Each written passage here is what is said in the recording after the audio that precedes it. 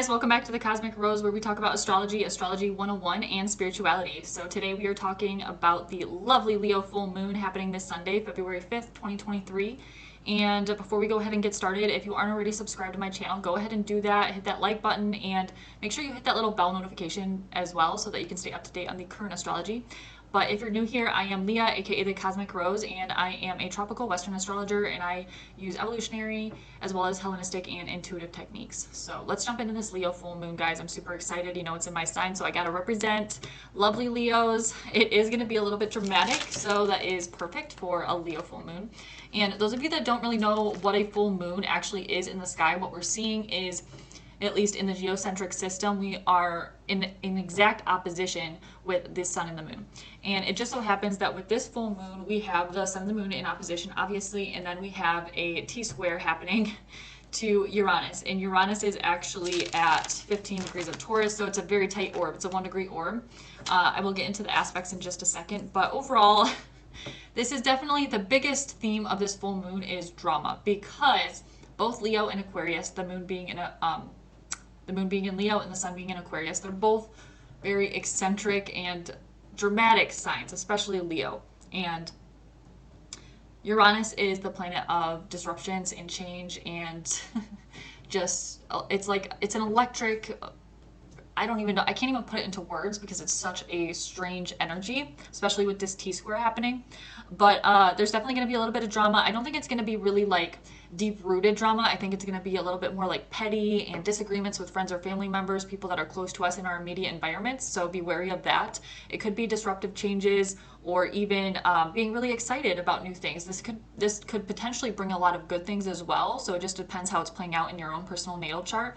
And I was hoping to start in this forecast to do like little mini horoscopes for rising signs, so you can just go to your rising sign and see how this is playing out in your chart. I didn't get to it this moon cycle or this full moon, so hopefully by the new moon in Pisces I can do that for you guys. But definitely a little bit of drama. It can be exciting. It could be disruptive changes or exciting changes, and it can definitely bring about some intense downloads too, because if you think about Uranus, Uranus is, you know, such an out there planet. It has the potential to just give us intuitive insights, which is amazing, but it depends. It depends how it's playing out in your chart, obviously, first and foremost, but it can be good or bad downloads. Potentially, it could bring downloads that you don't necessarily want to know, but obviously you need to hear or know them at that time, which is why you're getting them.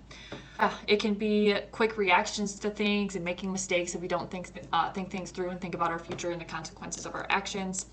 If we think about squares, because the sun and the moon are both squaring over to Uranus. Squares are kind of like fighting with people on the same team, because when we have a square, they're both in the same modality, so they're fixed signs. So Taurus, Scorpio, Aquarius, and Leo are all fixed signs, and they all square each other. So it's kind of like fighting with people on your same team, so to speak. So that would be friends, family members, partnerships, and relationships are a big one for this full moon, and I'll get into that when I get into the relationships. So if you have any planets or points at in the middle degrees of fixed signs, you're definitely going to feel this one. Everyone's going to feel this full moon though, because that's just how powerful it is, of course, in Leo fashion.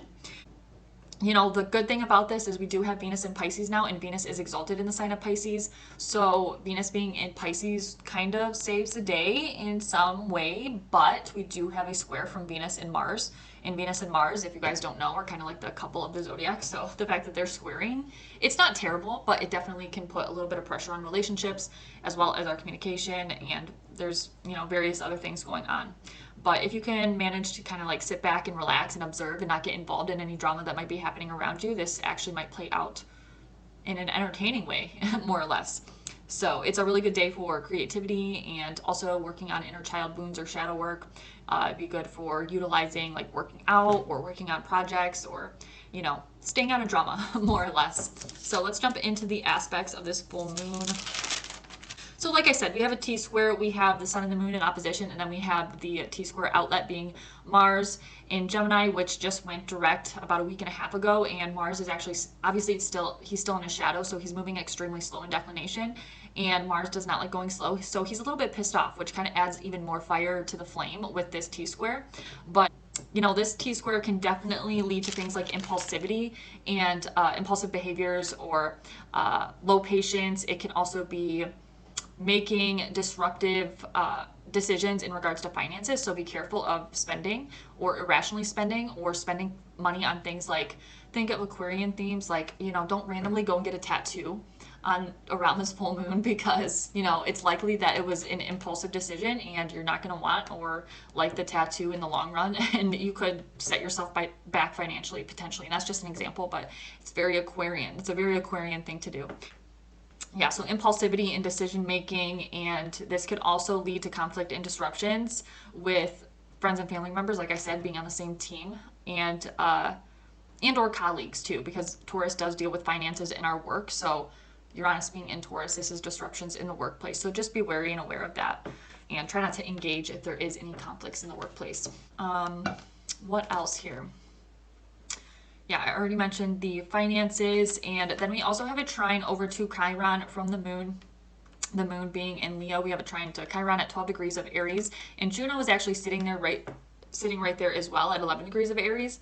So to me, this is like aggressive communications in relationships or marriages. Juno is the asteroid of marriage, and Chiron is the wounded healer. So it's like deep rooted wounds in our relationship patterns, or destructive tendencies we have in relationships that have not been healed are likely to come up and cause arguments in our current relationships or friendships or whatever. So just be wary of that and utilize communication. You can utilize Mars being direct in Gemini and talking things through, as opposed to reacting to things and doing things impulsively or causing more damage to your friendships and or relationships. We also have Venus square Mars, like I said, and Venus and Mars are traditionally, like the couple in the zodiac. So this definitely can bring a lot of drama to relationships, and it can be petty conflicts, and it can also be very sexual and flirty. A square from Venus and Mars, like I said, is not a terrible thing if you utilize it correctly, and it also depends where it's happening in your chart and in your composite or synastry charts. But if you are able to alchemize, if you will, and use the Piscean energy of where Venus in Pisces is exalted, so we're in luck there. Mars doesn't do bad in Gemini, but he is going slow, like I said, so there is an underlying tone of aggression in our relationships, and it doesn't have to be romantic again, but it does highlight that here because it's Venus and Mars. We also have Pluto, which is, it's not super closely conjunct to Mercury, but it's close enough. 22 and 28 degrees of Capricorn are Mercury and Pluto, and this just brings an overly serious and direct, concise, also being super deep and intellectual with our words, which can be good or bad. It can be very cutthroat and not really using a filter.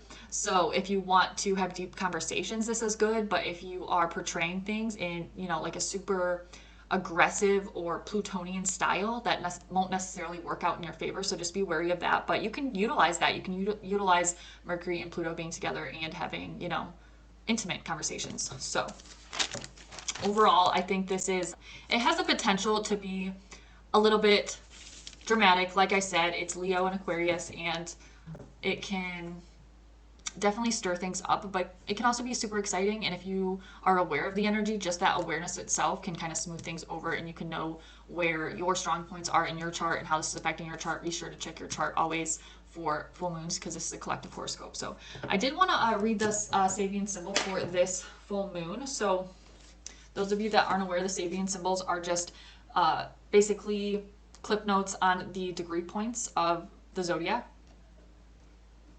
So being that this is at 16 degrees and 41 minutes of Leo, you always round up with the Sabian symbols.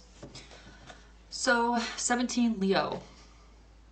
Key word is communion. Theme, cooperation. This symbol speaks to the value of informal and unregimented group experiences in learning cooperation and respect for personality. Positive at its highest, this symbol represents joy in working with others who share a common passion. Negative, competitiveness or attempts to curry favor by telling others what they don't want to hear. Today, the accent is on voluntarism and informal group activities. Opportunity, your greatest advantage lies in learning to respect and appreciate difference. Praise others for their efforts they make and see what happens. Risk, guard against trying to make yourself look more important than others by doing things to stand out or deliberately calling attention to yourself. The attention you get may or may not be what you had in mind. Stepping stones, community, fellowship, cooperation, harmony, friendship, rapport, and voluntarism. I don't know why it says it like that, but yeah. So I'm pretty sure that's all I have for you guys. If you guys have any questions or concerns or want to know more about how this is happening in your chart, go ahead and comment below. I'd love to know what house this is happening in, where Leo falls in your chart, and where 16 degrees of Leo is. So comment below if you want. And if not, I will see you guys on the next one.